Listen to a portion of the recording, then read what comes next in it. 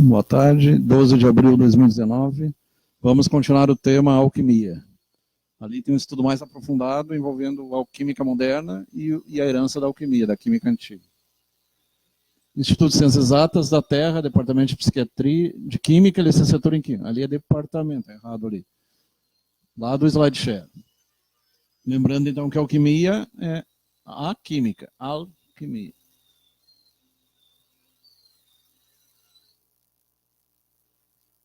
Lembrando que são 3 objetivos básicos: a descoberta da pedra filosofal e o uso dela, o elixir da vida eterna e a criação de golems ou elementos artificiais. A alquimia sempre se associou aos elementos da natureza: terra, fogo, água, ar, madeira, ferro, e aos planetas que eles conheciam naquela época.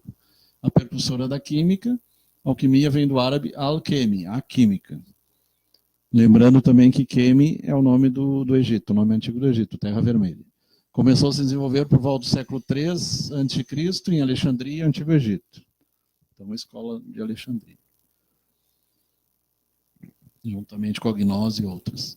Na sua existência deve a mistura de 3 correntes: a filosofia grega, o misticismo oriental e a tecnologia egípcia. Falar em tecnologia egípcia, tem uns vídeos interessantes sobre aparelhos modernos da antiguidade. Bem interessante. Rialdinho Bortolin, Josineia Nunes, Jadina Goulart, Pepe Viana, José Luiz Maurício. Grande Zé Luiz. Vai pôr um raio-x digital aí, então, Zé Luiz. Alquimia árabe. Fundaram bibliotecas que continham as bases teóricas da alquimia. Se aperfeiçoaram na destilação, na extração das gorduras, na fabricação do sabão, nas ligas metálicas e na medicina farmacêutica. Então, várias, metalurgia, medicina, várias áreas, juntamente com astrologia e outras. A alquimia europeia, aprender a preparar e condensar ácidos fortes, principalmente sulfúrico e clorídrico, o ácido nítrico, clorídrico, sulfúrico e água rege. Paracelso foi um dos primeiros médicos a tratar a epilepsia como doença. Teofrastos Bombastos von Hohenheim. Criou uma lente que se concentrava raios do sol e acendia velas. Isso aí foi usado também lá na antiga Grécia para queimar os navios, a vela dos adversários.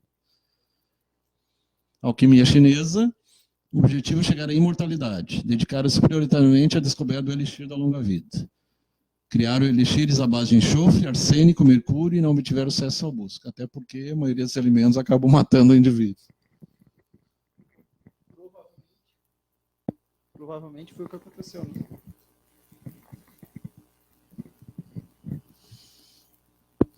Provavelmente foi o que aconteceu, né? Eles provavelmente testaram esses produtos e deve ter tido algum falecido por conta disso e eles desistiram. Porque na época era tudo na prática, né? Método empírico. Tentativa e erro, né? Sim. Só, pessoal, lembrando que pode ter um barulho aí no fundo, mas é porque estão em obras aqui perto, então já queria pedir desculpa desde já por isso, né? Meio chato, né? Mas a gente tem que... Então, de ouro, trabalha com mercúrio, também está em intoxicação, né?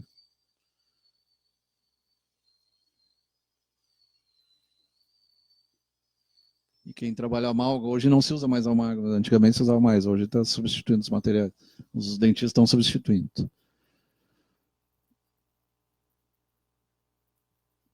Então, a árabe, chinesa, tem a caldeia também, a metalurgia, a produção de papiros e aparelhos de laboratório. Lembrando que papiro é tirado daquela planta que tem junto dos rios, junto do rio Nilo, no caso do Egito. Foram os primeiros papéis. Depois, pergaminho era a pele dos animais. Mas não atingiu seus objetivos. A pedra filosofal, transformar os metais em ouro ou prata. Alguns descobriram, né? Nicolas Flamel, entre outros. E o elixir da longa vida, até onde saiba, não... também pouquíssimos. Uma panaceia, uma substância que curaria enfermidades humanas, conservasse e devolvesse a juventude ou mantesse a juventude, dentre outros.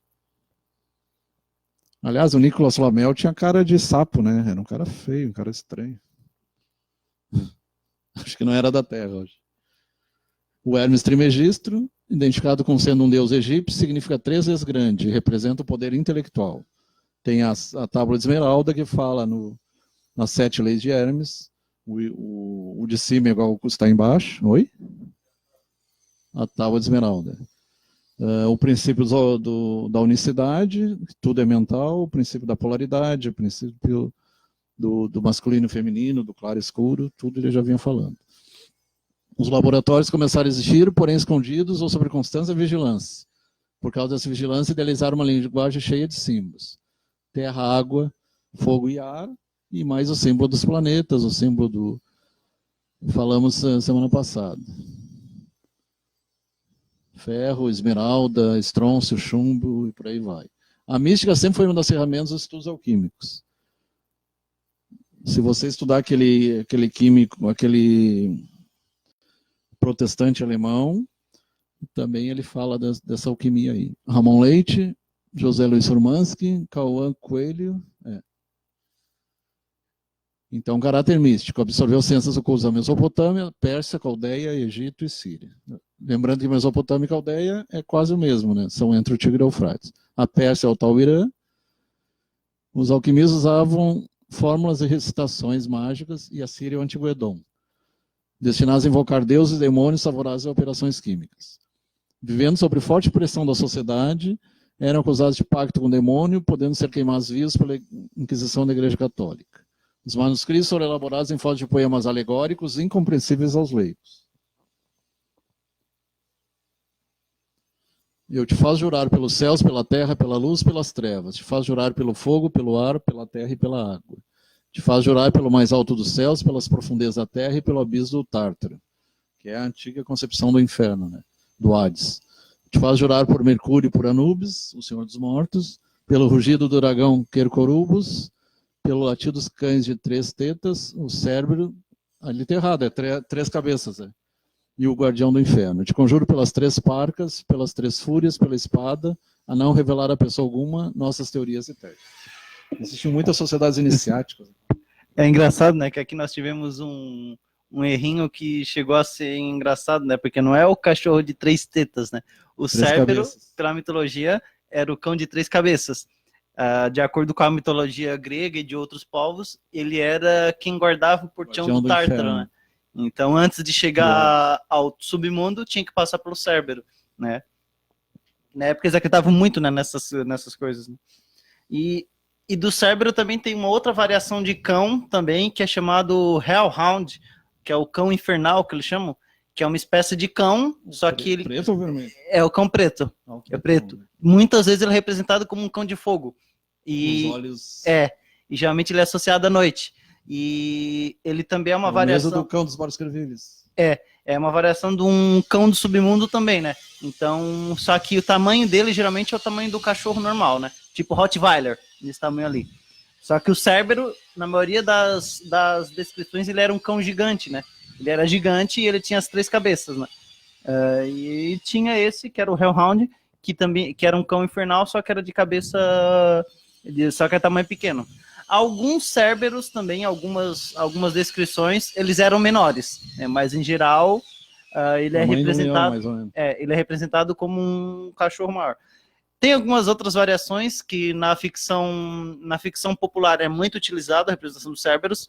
Alguns, ao invés de usar um cão, eles usam uma besta de 3 cabeças, né? Que parece tipo um verme de 3 cabeças. No jogo Dante's Inferno, a representação do Cérbero é essa, é baseada no livro A Divina Comédia, né? Então a representação do Cérbero desse jogo não é exatamente um cão, né? É uma criatura meio grotesca e tudo mais. O próprio Dante participava de outros jogos medievais, eles usam como um cachorro normal, só com uma cabeça. Só que esse tá mais pro Hellhound, né? O cão infernal, do que pro Cérbero. Só que muitas vezes há uma certa confusão entre os dois, né? Mas o Cérbero é o de 3 cabeças, o Hellhound é o cão infernal, é o cachorro normal de fogo. Preto com olhos de fogo. Isso.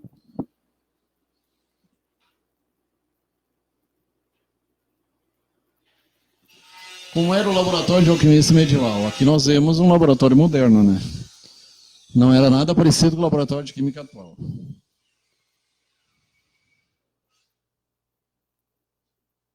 Alguns instrumentos ainda se conservaram. Era escuro e bagunçado. Até porque eles tinham que se esconder, né? Se a igreja descobrisse, era fogo, era fogueira.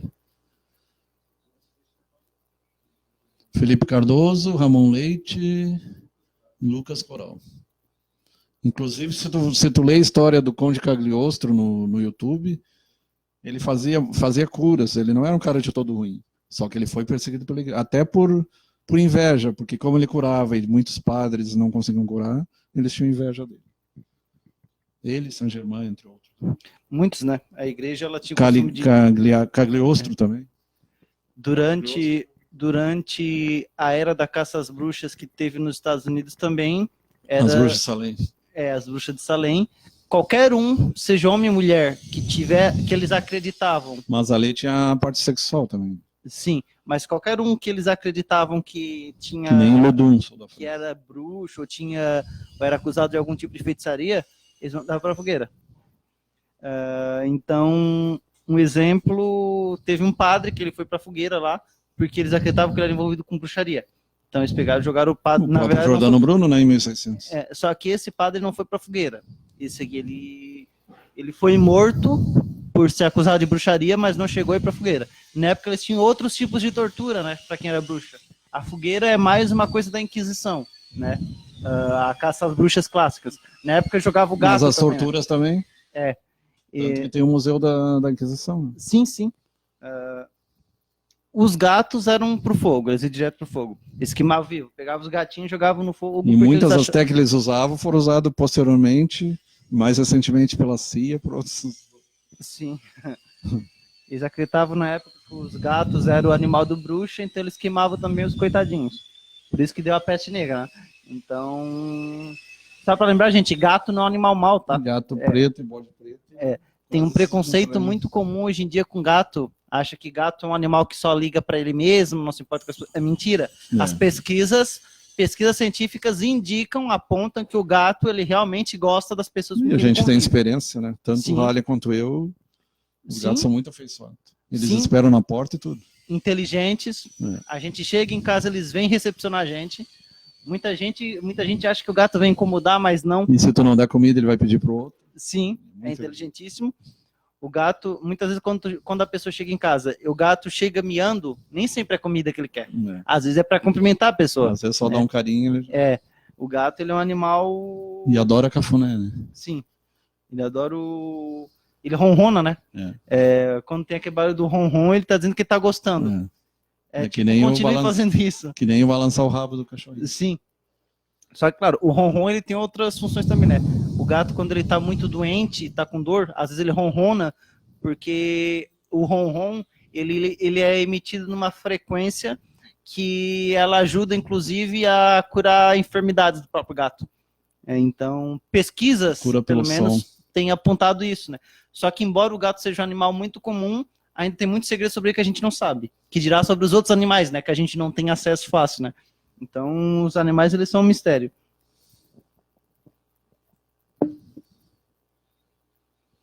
Então, o laboratório de alquimia era escuro e bagunçado.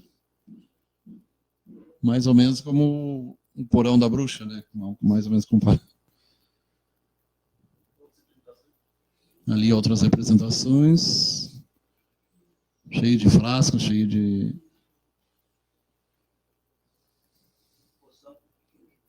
poções e produtos. Na alquimia, um dos processos mais utilizados era pegar a matéria-prima e eliminar suas impurezas. Lembrando que é desde do nigredo até chegar ao albedo, passando pelo rubedo. Seria mais ou menos preto, vermelho e branco, né? Mais ou menos comparando. Que é a purificação. Né? É uma descrição de um processo de purificação que a gente faz no laboratório. Só que na época eles usavam isso, para cada uma dessas etapas eles davam uma descrição todo espiritual, um simbolismo, né? Uma descrição simbólica, mas é basicamente descrição de um processo de purificação. Lembrando que a alquimia tem a parte mística também, né? Tem a transformação interior. Separar seus componentes e uni-los novamente à procura da pedra filosofal, utilizando aquele princípio das equivalências, né? Da troca equivalente. Né? Os alquimistas realizavam seus experimentos sozinhos, muitas vezes à luz de velas. Muitos que conhecemos hoje em laboratórios atuais eram da época dos alquimistas, com banho-maria Isso é interessante, né? Você aí que aquece a comida, o banho-maria ou o leite, veio daquela época. A porcelana, destilador, fogo no laboratório. Acho que inclusive aquele rabo de esquentar água, como é que chama aquele, né? Provavelmente veio daí também. Para esquentar água. Um de metal. É, rabo curto, rabo não lembro o nome. Os cadinhos e muitos outros. Cadinho Para quem não sabe, cadinho ele é tipo um cálice pequeno que tem. Eu usei uma vez no laboratório, cadinho. parecido com grau, só que menor. Isso. Graal também é um cálice, tá, pessoal? Aqui fala o Santo Graal. Não é o sangue real, como diz o outro. Imagine um cálice ornamentado de ouro. Isso é basicamente um graal, pelas descrições que são dadas. E o cadinho era uma versão menor disso, né? Só que hoje em dia o cadinho a gente ainda usa em laboratório. Mas o grau de Jesus, eles acreditam que fosse de madeira, né? Até o filme do Indiana Jones é interessante. Eles buscavam o de ouro, mas o original era de madeira. Sim. Teve um filme, inclusive, que eu já vi uma vez, que a pessoa ela tinha que escolher qual seria o cálice de Jesus. E daí o cara, ao invés dele escolher o mais simples, ele escolheu o cálice mais ornamentado, que tinha pedra preciosa nele. Se integrou na hora, se não me engano. Isso. Foi nesse filme, né? Indiana Jones? Foi nesse. Nunca assisti quando era pequena. E ele lembrou, não, ele é filho de quem trabalha com madeira, provavelmente era de madeira, e realmente era de madeira. Sim. É provável que e porque era humilde também, né? Provável que fosse um cálice bem simples, não fosse algo ornamentado, não fosse algo de ouro nem nada. Era, pela própria descrição de Jesus na Bíblia, né? Pelas próprias origens dele, é provável que seja um cálice mais humilde.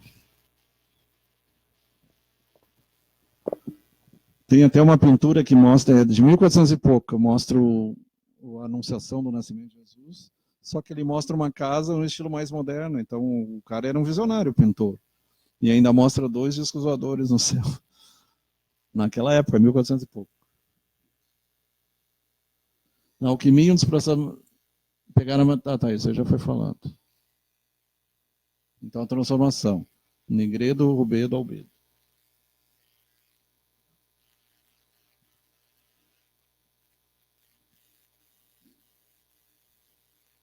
Então, o famoso banho-maria já vem daquela época. Tem mais de 800 anos, então, né? O destilador foi inventado volta ao ano 800, é utilizado até hoje. Então, o instrumento separa misturas líquidas com pontos de ebulição diferentes. Lembrando que as catedrais góticas têm muitos símbolos alquímicos, que as catedrais góticas são daquela época também, 800, 1100, 1300, 1400. Eliandra Pelizari, Gustavo Bento e Lucas Coral. Só para lembrar, hoje em dia, em laboratório, esse aqui da esquerda, da direita, aliás, é o que a gente ainda usa, tá? A gente usa um sistema de destilação parecido com esse ainda hoje nos dias atuais. Então... esse aí já é moderno. Esse aqui é o moderno. Né? O do lado aqui é o... Ali aquela gaita, né? Sim, essa aqui é o mais antigo. Parece aqueles de pôr veneno de formiga. Exatamente. Esse aqui da esquerda é uma representação de como era feito na antiguidade. E esse aqui da direita é como a gente usa hoje, né? O mais moderno, né? Então, é interessante fazer essa comparação, mas o princípio... A fumigação era, inclusive, o método de tortura. O princípio é o mesmo.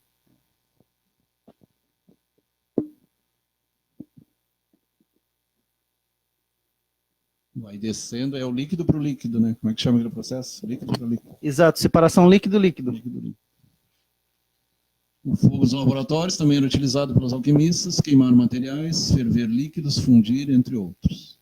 Por isso a metalurgia, né? Fundição de líquidos, metal. É o mesmo bico de Bunsen ali, ó. Descobriram a água régia, uma substância que corrói até o precioso ouro que eles tanto adoravam. Mistura de ácido nítrico com ácido clorídrico. HCl com HNO3. Sim. Lembrando que o clorídrico é o que nós temos no estômago, né? Ele é mais corrosivo que o ácido sulfúrico. Né? A substância mais perto é a Coca-Cola. Inclusive, quando a gente fica muito tempo sem comer, começa a doer o estômago, porque parece que o ácido começa a bater, daí começa a queimar e doer, né? Comigo já acontece de vez em quando, às vezes não tomo café. Tem casos de úlcera que perfura. Uhum. Se tu não tem a proteção adequada. Tem algum revestimento ali que... Tem. É uma espécie de muco, né? Ah, sim, ele evita que corroa, né? Que ele reaja. Lembrando que a Coca-Cola é usada para desentupicando. Até hoje não descobriram a forma. Os cadinhos podem ser de metal ou porcelana, também teve origem nos laboratórios de alquímica. Isso aqui é interessante, vocês podem observar que o do meio, que ele é como a gente descreveu, né? Ele é parecido com cálice, né? Só que menor, né? Então esses aqui, eles são os cadinhos. A gente usa no laboratório. Esse aqui da esquerda parece um copo que a gente tem em casa, que eu acho que não é um copo, é um cadinho mesmo. Jogar general. Eu acho que a gente toma um café com cadinho aqui em casa, agora que eu percebi. Mas tem uns copos, inclusive, que têm um formato parecido com isso, mas esses aqui são os cadinhos, né? Então, madeira, metal, porcelana. No laboratório, o que eu utilizei foi esse branco aqui, da direita. Esse primeiro porcelana trazido ao Ocidente, alquimista alemão Johann Buetiger, no século XVIII. Essa aí é a porcelana. Madeira, porcelana e metal, né? Exatamente. Então esses aí são os cadinhos. Embora eu nunca tenha usado de metal. Nunca usei. Na faculdade a gente nem é tão usado assim de metal, acho. O que tem lá na nossa, que eu lembro, é o de porcelana mesmo. É um branco, inclusive, que a gente usou para fazer um experimento. Com estufa, inclusive. E pro ácido sulfúrico tu usa o quê? Porque o vidro ele corrói também, né? Ou é um vidro especial temperado? O ácido sulfúrico em vidro, em alguns vidros, eu vejo ele em vidro também. Da última vez que eu fui no laboratório, estava em vidro, eu vi em vidro. Mas também é usado em plástico, né? Plástico não corrói? Não, porque ele, a gente fala plástico, mas ele é uma espécie de polímero, né? Que ele impede que ele não é reativo, ele impede que corroa. É o único tipo de substância, né, que a gente usa, o único tipo de material que a gente pode usar para usar o ácido fluorídrico, por exemplo. Não dá para usar em vidro, porque ele corrói tudo. O ácido fluorídrico, ele tem bastante... ele é pior que o sulfúrico? O ácido fluorídrico, sim. Ele é provavelmente o mais corrosivo que tem. Na verdade, um dos ácidos mais corrosivos que tem o mais corrosivo é uma variação do ácido fluorídrico. O fluorídrico a gente conhece, assim, ele é um dos mais fortes. E ele corrói até vidro. Porque ele tem uma grande afinidade, principalmente com material feito à base de silício e sílica. Então o vidro... Silicato como é feito... de alguma coisa. Isso. Como o vidro é feito disso, por isso que às vezes tem vidro na areia, tá? Porque a areia ela tem muita sílica. Sim, a sílica, né? E é muito comum, às vezes a gente acha caco de vidro na praia, a gente acha que alguém quebrou alguma coisa. Não, às vezes dá pra natureza. E tem uma doença pulmonar que é a silicose, que é o excesso, para quem trabalha com poeira. Sim. Entrou dois ali, Eliandra e... mais dois. E Gustavo Bento. E Kleber Soares Pereira. Isso. Eliandra Pelizari. E muitas vezes, quando vocês acharem vidro na praia, nem sempre é porque alguém quebrou alguma coisa. Claro, muitas vezes porque tem pessoas que não têm noção nenhuma, né? Mas nem sempre é porque foi quebrado alguma coisa.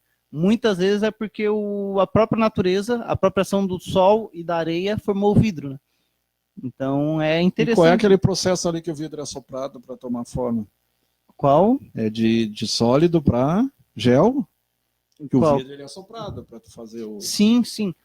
Em altas temperaturas, né? Olha, o processo do vidro, de criação dele em seus detalhes, eu não posso... É tipo um gel, né? Porque ele é uma espécie de gel, mas eu não sei dizer se ele é exatamente um gel. Ele é uma substância... Porque o gel é o quarto estado da matéria. Sólido, gasoso, gel. Na verdade, o quarto estado da matéria é a matéria plasma. Plasma e gel, Isso. O gel ele é uma substância, é um estado intermediário. Ele tem mistura de sólido e líquido ali. Mas é interessante, inclusive, o processo de fabricação de vidro, ele é algo que no mundo todo ainda as empresas que fazem isso, elas são cogitadas, né? Porque no mundo todo a gente usa, principalmente vidro temperado, né? Ainda é artesanal, né? Não tem como fazer aquilo industrialmente. Em alguns lugares isso é feito industrialmente. Mas tem que ser indústria de ponta, né? Mas, claro, aqueles que a gente vê que tem formato de pote, todo enfeitado, muitas vezes é artesanal mesmo, né? Porque é difícil fazer aquilo lá, aquele molde lá, fazer industrialmente, né? Mas é interessante. Recomendo que quem tem interesse dê aí uma olhada em processo de produção do vidro. Vocês vão ver, inclusive, como eles conformam o vidro naquelas formas, né? É bem interessante.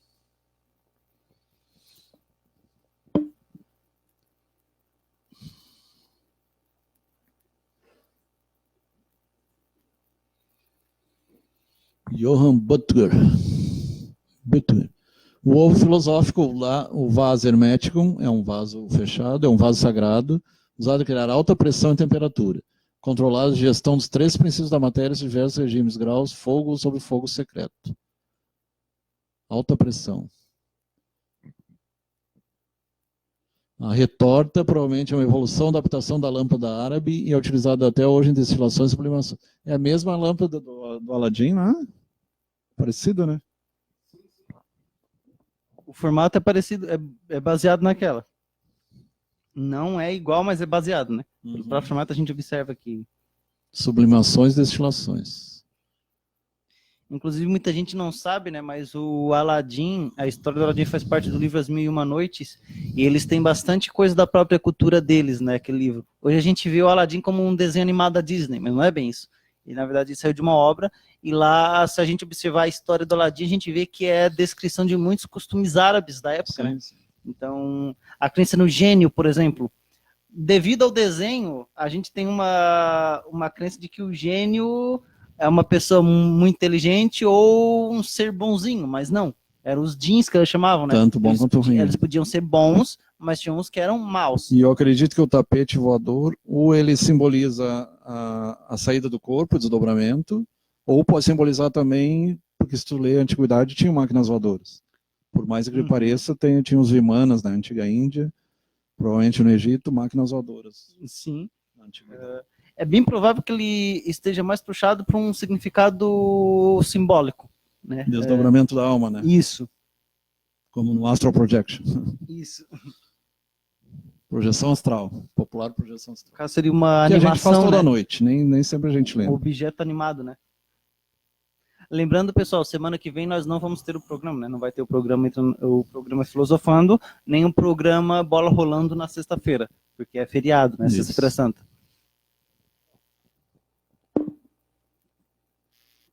O pelicano é um vaso hermético usado na circulação de tinturas oriundas tanto da grande circulação quanto da pequena circulação. Tinturas de metais, minerais e vegetais. Também para o mesmo fim, o circulador consiste em 2 balões de fundo chato acoplados.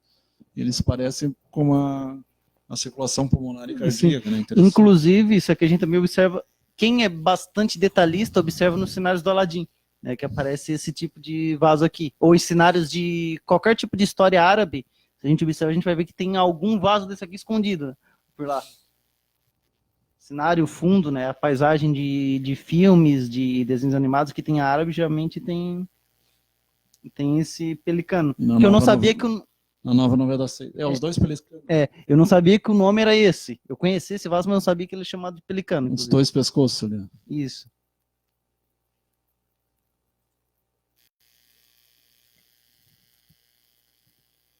Dois balões de fundo chato acoplados. Eu acho que é aqueles ali, né? Dois balões de fundo chato acoplados. Pois ali nós temos a representação mais ou menos próxima de como elas eram utilizadas nos meios alquímicos, né? A gente observa o pelicano, acho que esse maior daqui, que tem as 2 alças ali, e os outros ali que foram citados.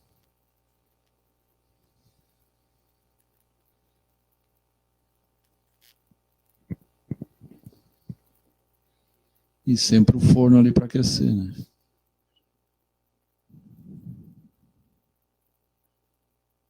Provavelmente era na parte mais baixa dos castelos, né? As descobertas feitas por alquimistas em seus laboratórios foram água régia, ácido nítrico com ácido clorídrico, o arsênio, o nitrato de prata. O nitrato de prata até hoje é utilizado, né? O acetato de chumbo para problemas de pele. Muitas vezes sim, embora esse aqui matou muita gente na época. O acetato de chumbo, Quem ele não matou, ele afetou psicológico, como o caso do Calígula, por exemplo. Por isso que naquela época o povo era muito violento, porque eles adoçavam o vinho com acetato de chumbo, que ele era doce. E os pratos eram de cobre e chumbo. Só que o chumbo ele é um metal pesado, então ele tem efeito cumulativo no organismo. Então ele chegava a um ponto que eles tinham tanto contato com o chumbo que antes de matar eles, ele primeiro deixava eles doidos, Sim. psicóticos, né? Então, tanto é que não só o chumbo, outros elementos também apontam isso. Algumas pesquisas indicam que Manganês, chumbo, arsênico. Isso. Quem cresce perto de locais onde tem muito manganês tem uma tendência a ser mais agressivo. Pesquisas têm apontado isso, né? Tudo que eu falo aqui é por pesquisa, tá, pessoal? Que vocês podem dar uma olhada aí que vocês vão ver que tem pesquisas em diversas universidades que apontam isso, né?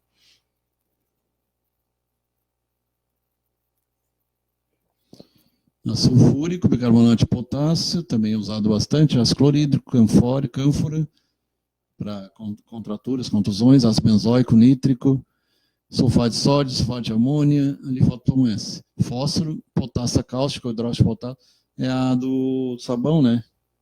Dentre muitas outras. Então, fabricação de sabão, a famosa potássio. E aí tem a fosforescência e tem a fluorescência. Outro usa fósforo, outro para iluminação. A palavra laboratório vem da seguinte origem. Labor, trabalho. Oratório, local de orações. Orações e trabalho. Interessante, né? Orações e trabalho. Ali eles meditavam, contemplavam e faziam suas experiências. Por isso que era uma transformação tanto exterior quanto interior. Termos em conjunto quadro, Henry Conrad mostra um laboratório oratório. Repare também no alquimista que de joelhos diante da tenda oratória implora a graça divina para a consumação do feito. Fazendo oração diante da tenda.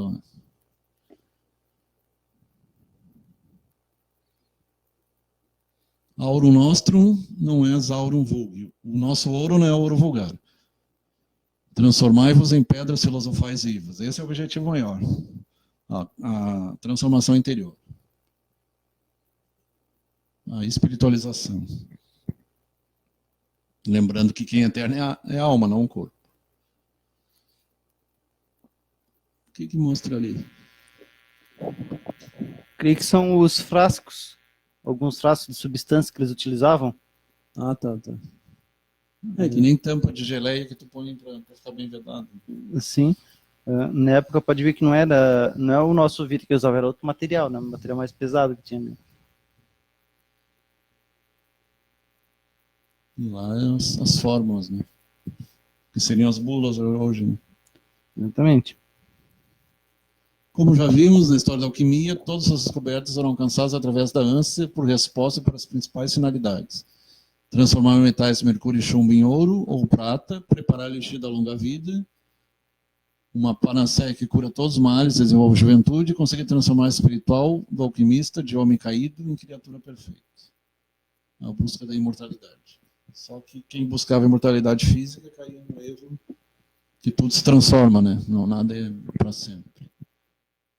Algumas suas descobertas são usadas até hoje, fabricação de sabão, técnicas com destilação, uísque e substâncias alcoólicas, descoberta de novos metais e componentes, e métodos experimentais usados em experimentação que ainda são usados até hoje, iremos falar. Retratação de um experimento alquímico. As operações alquímicas eram longas, duravam horas, até dias, tratadas de reproduzir um laboratório, na matriz artificial, um processo que decorre na natureza e pode se medir em séculos. A alquimia foi importante para o avanço da química, como ciência. Até hoje é utilizado o método de obtenção de alguns elementos e compostos. Principalmente o ácido clorídrico. O clorídrico e o sulfuro. Podemos começar falando pela química árabe, que aperfeiçoou as artes de destilação. Engraçado que o chapéu é parecido com o dos cossacos dos russos, né? Extração por gordura, fabricação de sabão, liga metálica e medicina farmacêutica, o que acabou permitindo separação por fusão, diferentes retortas, destilação, sublimação.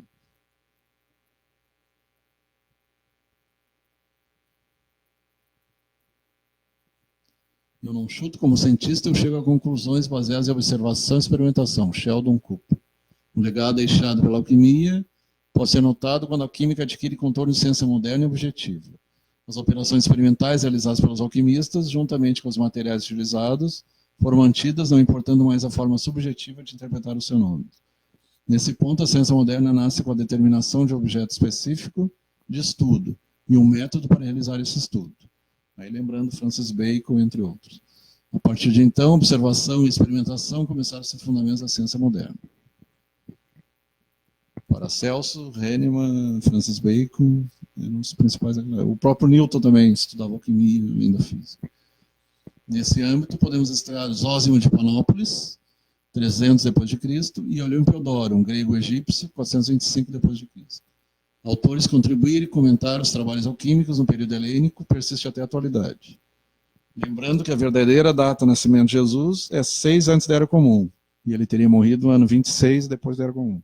Houve um erro do monge ao passar do calendário juliano para o gregoriano. Zósimo descreve vários processos com fusão de metais, solução, calcinação, filtração, sublimação, cristalização, e adota uma sistematização dos materiais, classificando-os como metais, líquidos obtidos de destilação alcoólica, chamado espírito do vinho, por exemplo, vapores e fumaças. Zósimo também escreveu um livro sobre produção de cerveja, que envolve o processo de fermentação. Então, além da destilação, a fermentação, cerveja e vinho, utilizando bactérias e fungos, né, que é o levedo. Cachaça também é um processo de fermentação. Eu já fiz cachaça na faculdade e já tomei lá, mas eu não gostei. E o cheiro é terrível quando é feito. Sai um cheiro muito forte no processo de fermentação, um cheiro horroroso de ruim. Mas engraçado que diz que o pessoal faz é mais pura do que essa que eles vendem no... Não sei, a que a gente fez lá, ela mas era tu tem que pura. pegar a parte do meio, nem a ponta, nem o rabo. Aquela que a gente fez lá, foi em equipe, né? O trabalho que a gente fez, um dos nossos colegas, ele pegou cana, né? Ele foi lá, ele pegou a cana, a gente fez a partir dela e tudo mais, e a gente conseguiu obter a cachaça, né? Uma parte do que sai dali não é necessariamente a cachaça, sai um pouco de metanol, e depois que chega a parte do etanol mesmo, né? Açúcar, etanol. Isso. Né? Então, hoje é muito apreciado, principalmente no Brasil, né? A cachaça, né? Eu, particularmente, eu não gosto porque eu gosto de coisa doce, então eu nunca consegui tomar direito. Mas, desde que com moderação, né? Quem beber, desde que isso não vai afetar o seu próprio organismo, desde que a pessoa se assuma. Tu prefere os licores, então? Eu, na verdade, não gosto de bebida alcoólica, Flávio. Mas se precisar tomar, vai ser um licor. Se eu tomar, é champanhe. Champanhe é melhor, realmente. Champanhe eu tomo. Champanhe, ele é mais doce. Eu gosto de bebida doce. Não gosto muito Mas de bebida. Depende. A Brut é mais... Depende. Tem a DMC, que é Brut, e tem a Moscatel, que é mais doce. Sim, mas ainda assim, se comparado à cachaça, ele é muito mais doce. Nossa. Na verdade, ele tem menos álcool que certos tipos de mas cerveja. Mas o Campari e o coisa também são destilados, mas são doces também. Uhum. Aliás, destilado não, fermentado. É fermentado. Destilado já é uísque e vodka. Um dos defensores da alquimia pela ciência foi Roger Bacon, 1214 e 1294. Lembrando que em 1400 aparece o Francis Bacon. Alguns dizem que é o mesmo, reencarnado. Bacon era um teólogo e era também alquimista. Não se interessava muito pela teoria escolástica, que era do Agostinho e do Tomás de Aquino, ao qual ele pertencia. Nessa época, seu interesse estava na ciência da experimentação física, eles chamavam ciências naturais na época, né? Astronomia, medicina, matemática, alquimia. Sob tais influências, deixou 3 importantes obras, chamadas Opus Maior, Opus Menor e Opus Tertium, chamada em conjunto de ópera. A Magnus Opera seria a grande obra. Eles falam muito sobre a grande obra. O Opus Tertium, Roger Bacon, tendo como obra aqui destacada, pela maior contribuição no campo que estamos referindo, é o Opus Tertium, ou terceira obra. Trata de operações de destilação, ablução, calcinação, pustulação, não sei o que é.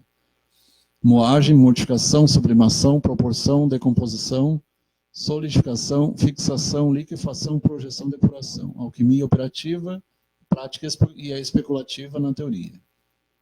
Essa obra aí eu acho que eu ia gostar de ver. Sim. É uma obra interessante.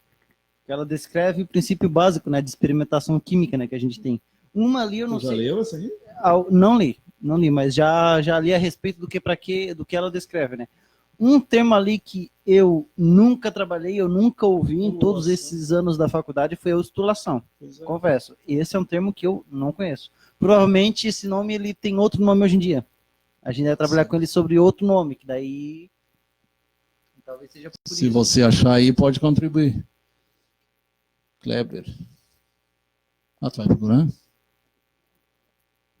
Kleber Soares Pereira, Arthur Procópio, Laudeci Regio Alves, Jefferson Fernandes.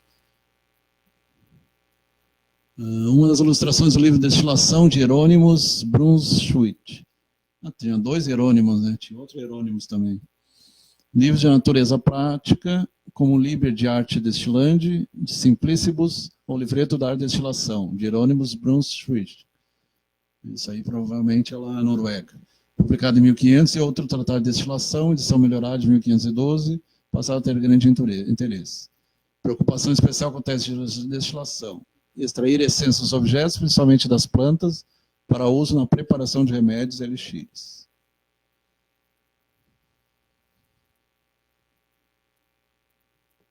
The Cetical Chemist, é o químico cético. Físico-química, dúvidas e paradoxos. Espagira é outro nome para alquimia. Princípios de Espagira. Hypostatical Alquimistas. Esse é de quem? Em 1661, de Robert Boyle. É um dos químicos, né? Principalmente de gases, né? Comportamentos e percepções de mais de 100 anos de ciência, defendeu a utilização de métodos experimentais. O químico cético. Marco Denis abandono da alquimia com base da química, defendeu a utilização de métodos experimentais. A partir desse ponto, as explicações místicas para os fenômenos vinculados à transformação da matéria foram sendo gradualmente substituídas pelas leis da química. Será que esse aí tu acha ainda? Tradução? Difícil. E geralmente é bem caro quando é livro antigo, assim. Robert Boyle, um dos defensores que a ciência deveria adotar uma metodologia específica de pesquisa. Importantíssimo químico experimentalista, a quem se atribui, além de diversas descobertas e invenções, a lei que chama pressão e volume de um gás. Lei de Boyle e Mariotti. É aquela que diz que iguais níveis de pressão e... como é que é aquela? Eu acho que é dele, né? Laudeci, Alves, Arthur Procópio, já foi falado. Ele citou gases também, né? Se não me engano. Tu não ia procurar aquela palavra, não? Mustulação. Acabou? Vamos ver o que é ostulação.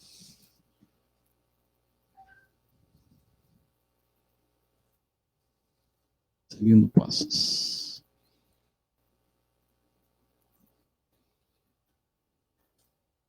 Ué, por que não está escrevendo?